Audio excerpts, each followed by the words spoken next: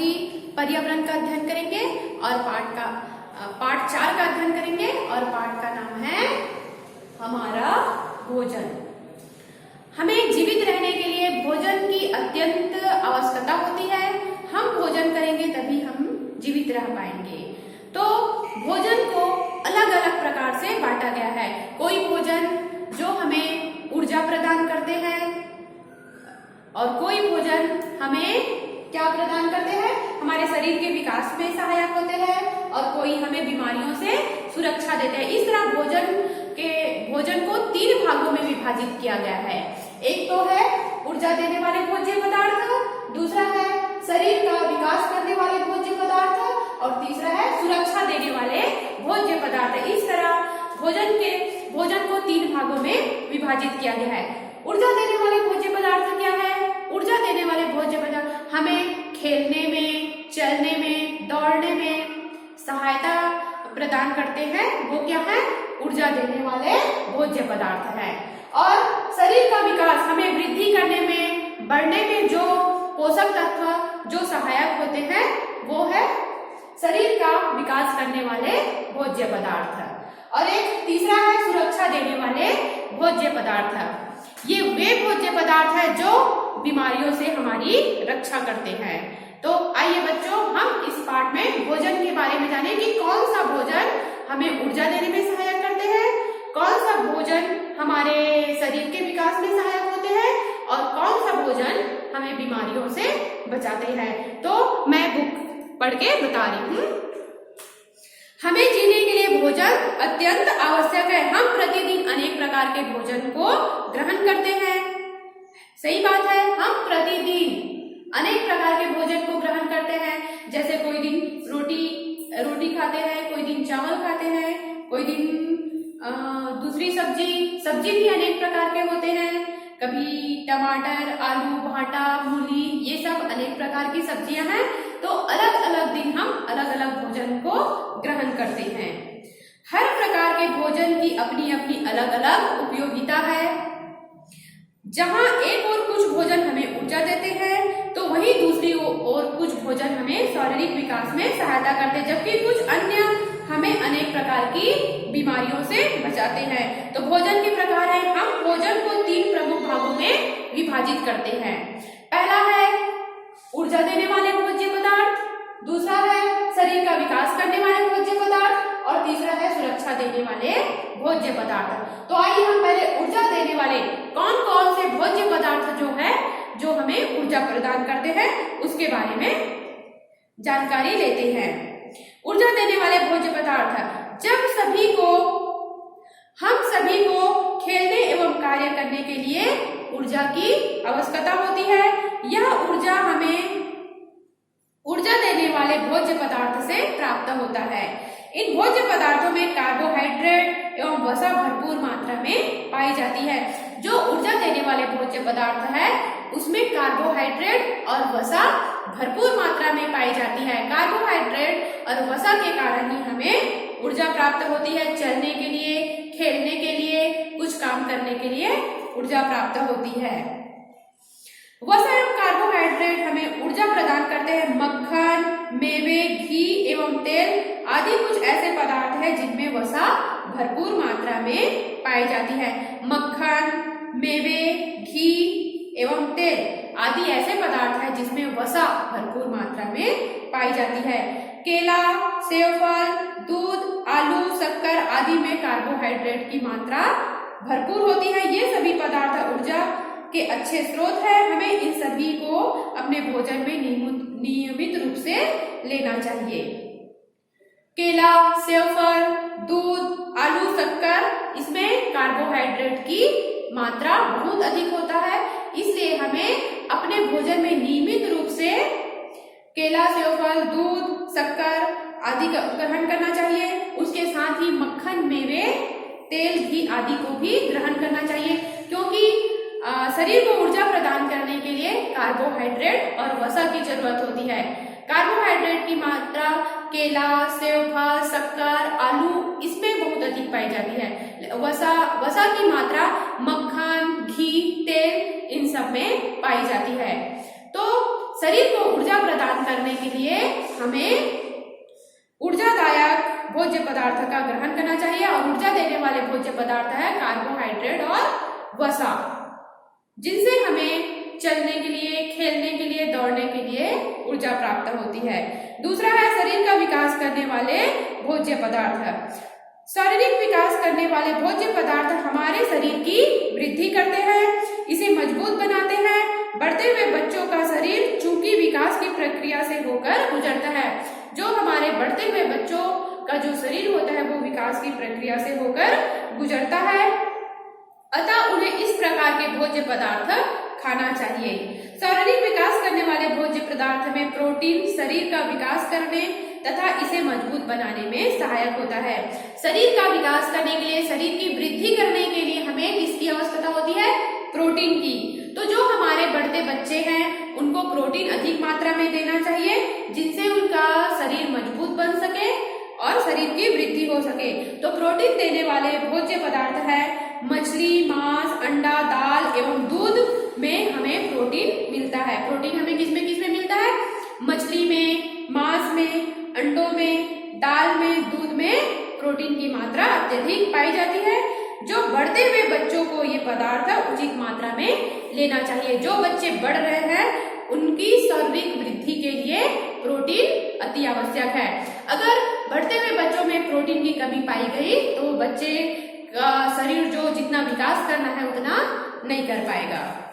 अब है तीसरा, सुरक्षा देने वाले भोज्य पदार्थ। जिन भोज्य पदार्थों में विटामिन एवं खनिज लवण पाए जाते हैं। कौन से भोज्य पदार्थ हमें सुरक्षा देते हैं? जिन पदार्थों में विटामिन एवं खनिज लवण पाए जाते हैं उन्हें सुरक्षात्मक भोज्य पदार्थ कहा जाता है।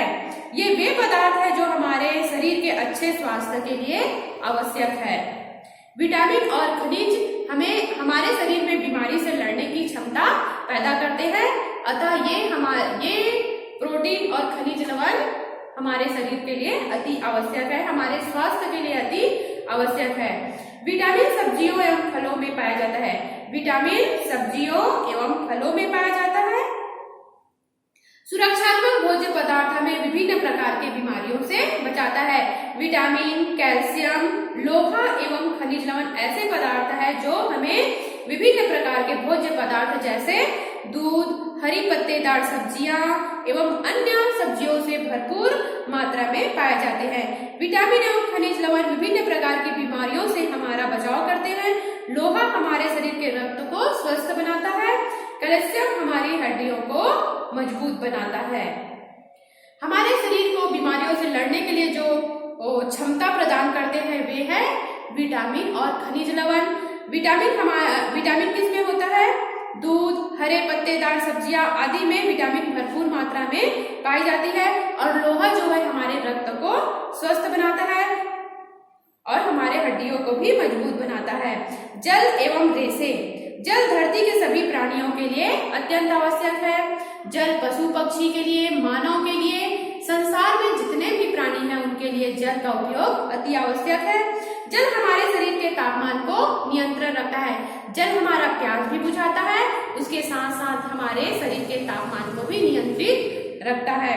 जल का प्रयोग हम बहुत सारे काम के लिए करते हैं, पीने के लिए, नहाने के लिए, कपड़ा धोने के लिए, खाना बनाने के लिए। इसी प्रकार बहुत सारे काम के लिए हमें जल की आवश्यकता होती है। और जल जो है हमारे शरीर के तापमान को नियंत्रित भी करता है। जल हमारे शरीर के भोजन का पाचन भी करता है। जल को जो हम पीते हैं अपनी प्यास बुझाते हैं, तो प्यास बुझाने के साथ साथ जो हम भोजन ग्रहण किए रहते हैं उनका पाचन भी जल से होता है। हमारे शरीर में विभिन्न अंगों को उचित ढंग से कार्य करने में हमें प्रतिदिन मदद करता है। हमें प्रतिदिन कम से कम 6 से 8 गिलास पानी पीना चाहिए। जल जो है हमारे शरीर के विभिन्न कार्यों को करने में भी हमारी मदद करता है। हमें प्रतिदिन 6 से 8 गिलास जल पानी पीना चाहिए। रेशेदार भोज्य पदार्थ हमें रेशा प्रदान करते हैं। यह शरीर के अपशिष्ट पदार्थों को बाहर निकालने में सहायक होते हैं। जो रेशेदार जो भोज्य पदार्थ है वो हमारे शरीर को रेशा प्रदान करते हैं। ये हमारे शरीर के अपशिष्ट पदार्थ जो खराब चीज है, रासायनिक है, अपशिष्ट है, उनको बाहर निकालने में सहायक करते हैं। जैसे सलाद है, सब्जियां हैं एवं छिलके वाले फलों के रेशे भरपूर मात्रा में सहायक होते हैं। मनुष्य के शरीर का लगभग 65% भाग जल से बना होता है। हमारा जो ये शरीर है उसमें लगभग 65% भाग जल से बना होता है। एक 35 किलो वजन वाले बच्चे में पानी की मात्रा लगभग 23 किलो होती है। 35 किलो का बच्चा है, उसके शरीर का वजन मतलब पानी की मात्रा 23 किलो होती है। अब है संतुलित आहार। हमें अपने शरीर को स्वस्थ रखने के लिए अपने आहार में विभिन्न प्रकार के भोज्य पदार्थों को शामिल करना चाहिए। हमारे भोजन में ऊर्जादायी भोज्य पदार्थ, शारीरिक विकास करने वाले भोज्य पदार्थ, सुरक्षात्मक भोज्य पदार्थ, रेशे एवं जल उचित मात्रा में शामिल होना चाहिए। अतः वह आहार जो हमारे शरीर को सभी प्रकार से आवश्यक पोषक पदार्थ को प्रदान करता है संतुलित आहार कहलाता है। वह आहार जो हमारे शरीर को सभी प्रकार के आवश्यक पदार्थों को प्रदान करता है संतुलित आहार कहलाता है। सुरक्षित भोजन एवं जल। हमें केवल सुरक्षित भोज्य पदार्थ एवं जल ही लेना चाहिए। इसके लिए हमें अपने भोजन को सदा ढककर रखना चाहिए, जिनसे उनमें धूल व मिट्टी न गिरे तथा मच्छर एवं मक्खियों से दूषित न कर सके। हमें निम्न नियमों का पालन करना चाहिए।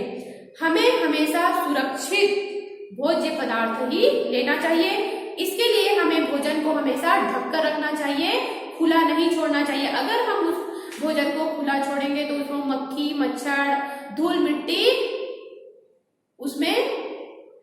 उसमें चले जाएंगे, जिसको अगर हम ग्रहण करेंगे तो हमें अनेक प्रकार की बीमारियां हो सकती है। इसलिए खाना को हमेशा ढककर रखना चाहिए, पानी को भी हमेशा ढककर रखना चाहिए। इनके लिए निम्नलिखित नियम है। पहला है भोजन व पानी हमेशा ढककर रखें। अच्छा भोजन ग्रहण कर ले। सुरक्षात्मक भोजन ग्रहण करने के लिए, भोजन को सुरक्षित रखने के लिए हमें निम्न नियम का पालन करना चाहिए, और वो नियम है भोजन व पानी को हमेशा ढककर रखें। दूसरा, हमेशा ताजा भोजन ही खाएं। तुरंत पकाकर ताजा भोजन ही खाएं। 2 दिन 3 दिन ऐसे बना हुआ भोजन न खाएं। तीसरा, भोजन से पहले एवं भोजन के बाद अपने हाथ पैर को अच्छे से धो ले। भोजन करने से पहले अपने हाथ को साबुन से अच्छे से धो ले, अपने पैर को अच्छे से धो ले। चौथा है, सड़क के किनारे खड़े हुए खोपचे वालों से कभी भी खाने पीने की कोई वस्तु न खरीदे। जो सड़क के किनारे जो छोटे छोटे ठेले लगाए रहते हैं, उनसे कभी कोई खाने पीने की चीज न खरीदे, क्योंकि उन लोग वैसे ही गंदगी में हाथ नहीं धोते हैं, जैसे तैसे बिना हाथ धोए उसी हाथ से काम करते हैं, जिससे गंदगी खाने पीने की चीजों में जाती है, जो हमारे शरीर के लिए नुकसानदायक है। और पांचवा है, अपना भोजन सही समय पर करें। हमें स्वस्थ रहने के लिए अपना भोजन सही समय पर ही करना चाहिए। एक बार मैं इसको और दोहरा देती हूँ बेटा। नियम है, अच्छा भोजन करने के नियम है। पहला है, भोजन व पानी को हमेशा ढककर रखना चाहिए। दूसरा है, हमेशा ताजा भोजन ही खाना चाहिए, बासी भोजन नहीं खाना चाहिए। तीसरा है, भोजन से पहले व भोजन के बाद हमें हाथ को पैर को अच्छे से धोना चाहिए। चौथा है, सड़क के किनारे खड़े हुए खोपचे वालों से कभी भी खाने पीने की वस्तु नहीं खरीदना चाहिए। अपना भोजन सही समय पे करना चाहिए। इन नियमों का पालन करके हम स्वस्थ जीवन बिता सकते हैं। हमें आवश्यक रूप से संतुलित आहार रोजाना लेना चाहिए। हमें भोजन संबंधी अच्छी आदतों का पालन करना चाहिए तथा खूब पानी पीना चाहिए। ऐसा करने से हम हमेशा स्वस्थ रहेंगे। हमें भोजन के जो नियम है भोजन करने के, उनका पालन हमेशा करना चाहिए, और पानी बहुत ज्यादा पर्याप्त मात्रा में पीना चाहिए, जिससे हम हमेशा स्वस्थ रह सकेंगे। विभिन्न प्रकार के यहाँ पे भोज्य पदार्थ है, तो मैं जो ऊर्जादायी भोज्य पदार्थ है, इन भोज्य पदार्थों में कार्बोहाइड्रेट अर्थात चीनी पाई जाती है। जैसे आलू, चावल, गेहूं, केला, सेब, दूध आदि, इसमें क्या पाए जाते हैं? कार्बोहाइड्रेट पाए जाते हैं। और ऊर्जा देने के लिए वसा युक्त भोजन भी आवश्यक है। अब शारीरिक विकास वाले जो भोज्य पदार्थ है, इन भोज्य पदार्थों में प्रोटीन भरपूर मात्रा में पाई जाती है और प्रोटीन हमें किससे किससे प्राप्त होता है? मछली से, मांस से, अंडे से, दूध से हमें प्रोटीन प्राप्त होता है। अब सुरक्षा देने वाले जो भोज्य पदार्थ है, इनमें विटामिन भरपूर मात्रा में पाए जाते हैं, जैसे गाजर, पपीता, संतरा, नींबू, मछली, तेल, अंडे आदि सुरक्षा देने वाले भोज्य पदार्थ है। और इनके उदाहरण है कि खनिज लवण, हरेदार पत्तियां, सब्जियां, दूध, अंडे, फल में खनिज लवण अधिक मात्रा में पाए जाते हैं। तो इस पार्ट में हमारे भोजन के बारे में बताया गया है। भोजन करने के तीन मुख्य स्रोत है। पहला क्या है? ऊर्जा देने वाले भोज्य पदार्थ। तो ऊर्जा देने वाले भोज्य पदार्थ क्या क्या है? आलू, चावल, गेहूं, केला, सेब, दूध, ये क्या है? ऊर्जा देने वाले भोज्य पदार्थ है। जिसमें ऊर्जा देने वाले भोज्य पदार्थ में कार्बोहाइड्रेट और वसा दोनों से युक्त भोजन हमें ऊर्जा प्रदान करते हैं। अब हमें अपने शरीर के विकास के लिए प्रोटीन अत्यधिक मात्रा में चाहिए। और प्रोटीन किससे हमें प्राप्त होगी? मांस, मछली, अंडे, फल, दूध आदि से हमें प्रोटीन प्राप्त होती है। अब हमारे शरीर को सुरक्षा प्रदान करने के लिए विटामिन एवं खनिज लवण युक्त भोजन करना चाहिए, जिससे ये हमें बीमारियों से बचाते हैं। तो विटामिन युक्त भोजन क्या क्या है? संतरा, नींबू, पपीता, ये सब, दूध, ये सब क्या है? विटामिन युक्त भोजन है, जिससे हमारे शरीर के अंदर बीमारियों से लड़ने की क्षमता पैदा होती है। और अपने शरीर को स्वस्थ रखने के लिए हमें भोजन को अच्छी तरह से ढककर रखना चाहिए, पर्याप्त मात्रा में पानी पीना चाहिए और भोजन करने से पहले हाथ और पैर को अच्छे से साबुन से धोना चाहिए और भोजन हमेशा सही समय पर करना चाहिए। तो ये पाठ यहाँ पे समाप्त होता है बच्चों। यहाँ पे भोजन कैसे करना चाहिए और कौन कौन से पोषक तत्वों से युक्त भोजन करना चाहिए, इस पाठ में इसके बारे में बताया गया है। धन्यवाद।